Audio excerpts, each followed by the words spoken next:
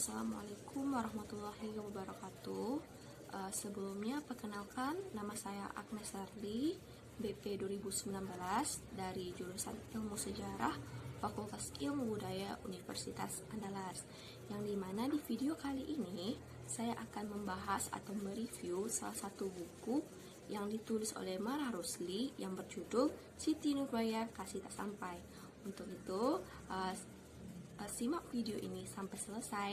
Baiklah, sebelum saya mereview isi buku Siti Nurbaya, terlebih dahulu saya akan mereview cover dari buku ini.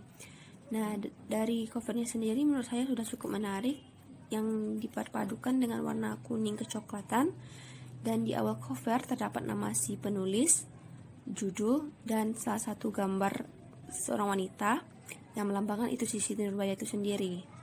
Dan dibalik lagi cover di belakang terdapat sedikit penjelasan untuk buku ini sendiri, teman-teman bisa baca. Untuk nilai covernya sendiri menurut saya sudah sangat bagus dan saya mengasih nilai 8. Baiklah teman-teman, kali ini saya akan sedikit menjelaskan tentang isi dari buku yang saya review. Di sini teman-teman bisa lihat, kali ini saya review dalam bentuk PDF karena saya sendiri tidak memiliki buku aslinya. Untuk itu, mari simak penjelasan saya atau kesimpulan saya dari buku ini. Nah, di sini teman-teman bisa lihat bahwasanya, di sini dalam bentuk PDF, teman-teman bisa lihat. Nah, saya akan menjelaskan. Singkat cerita, Siti Nurbaya adalah seorang anak piatu. Ia hanya hidup bersama ayahnya yang bernama Sulaiman. Ayahnya adalah seorang pedagang yang cukup terkenal di Kota Padang pada masanya. Sebagian modal usaha ayah Siti Nurbaya ini adalah pinjaman dari Datuk Maringgi. Pada mulanya usaha perdagangan Baginda Sulaiman ini berjalan dengan lancar. Entah kenapa, kemajuan perdagangan si Sulaiman ayah Siti Nurbaya ini tidak berjalan dengan lancar. Ternyata masalahnya ada di keirian si Datuk Maringgi ini. Dia iri karena usaha ayah si Siti Nurbaya ini berjalan dengan pesat. Maka dari itu dia tidak mau usaha ayah si Siti Nurbaya ini berjalan dengan pesat. Maka dia menyuruh beberapa orang untuk membakar kios-kios ayah si Siti Nurbaya. Setelah ayah Siti Nurbaya bangkrut, si Datuk Maringgi ini datang ke rumah si Siti Nurbaya dan mendesak ayah si Siti Nurbaya untuk segera melunasi hutang-hutangnya.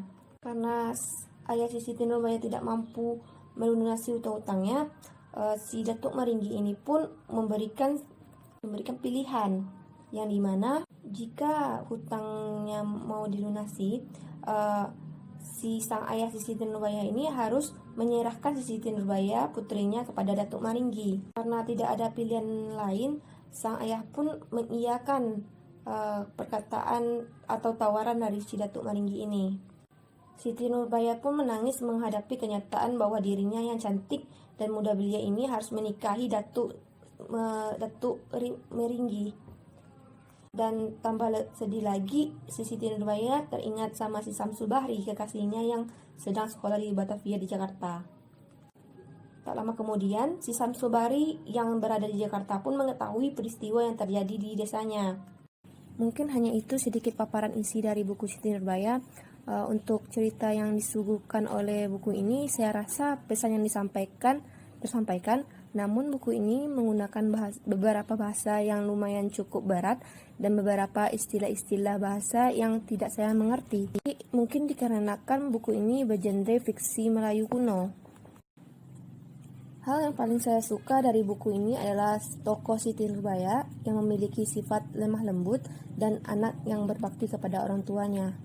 Novel ini juga memberikan sebuah pengalaman yang sangat penting terhadap kehidupan sosial karena kisah tersebut memberikan nilai-nilai sosial, nilai-nilai kebudayaan, serta nilai-nilai agama maupun nilai-nilai pendidikan. Untuk setting waktunya sendiri yaitu pada pagi hari, siang, dan petang. Suasana yaitu sedih, gembira, tertekan. Serta tempat kejadian di kediaman Baginda Sulaiman, di toko Baginda Sulaiman, kediaman Datuk Maringgi, di kediaman Samsul Bahri, di bawah pohon, dan sebagainya. Sedangkan untuk sudut pandangnya yang digunakan oleh pengarang novel Siti Nurbaya ini yaitu sudut pandang Dian Maha Tahu. Pengarang berada di luar cerita, hanya menjadi seorang pengamat yang maha tahu dan bahkan mampu berdialog langsung dengan pembaca. Unsur yang paling menonjol pada novel ini yaitu unsur ekstrinsik. Di sini sangat menonjol sekali keadaan subjektif, psikologi pengarang. Pesan utama dari novel ini telah disampaikan oleh para dialog antar tokoh-tokoh yang berbunyi, demi orang-orang yang dicintainya, seorang wanita bersedia mengorbankan apa saja meskipun ia tahu pengorbanannya dapat merugikan dirinya sendiri. Lebih-lebih pengorbanan tersebut demi orang tuanya. Selanjutnya, bila asrama melanda jiwa seseorang, maka luasnya samudra tidak akan mampu menghalangi jalannya cinta. Demikianlah cinta yang murni, tidak akan pernah padam sampai mati. Menjadi orang tua hendaknya lebih bijaksana, tidak memutuskan suatu persoalan hanya untuk menutupi perasaan malu belaka sehingga mungkin berakibat penyesalan yang tak terhingga. Dan kebenaran sesungguhnya di atas segala-galanya. Akhir dari segala kehidupan adalah mati, tetapi mati jangan dijadikan akhir dari persoalan hidup. Mungkin hanya itu pesan amanat yang tersirat dari novel Siti Nurbaya ini. Semoga setelah kita membaca dan mereview buku Siti Nurbaya ini bisa memberikan ilmu-ilmu yang bermanfaat, baik itu saya sendiri maupun kalian semua.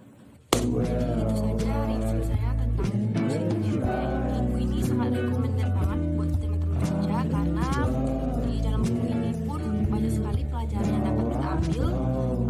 Itu pokoknya kita harus baca. Baiklah, hanya itu yang dapat saya review dari buku ini. Salah kurang mohon maaf. Terima kasih buat yang sudah nonton sampai selesai. Akhir kata, wabillahi taufiq wal hidayah. Wassalamualaikum warahmatullahi wabarakatuh.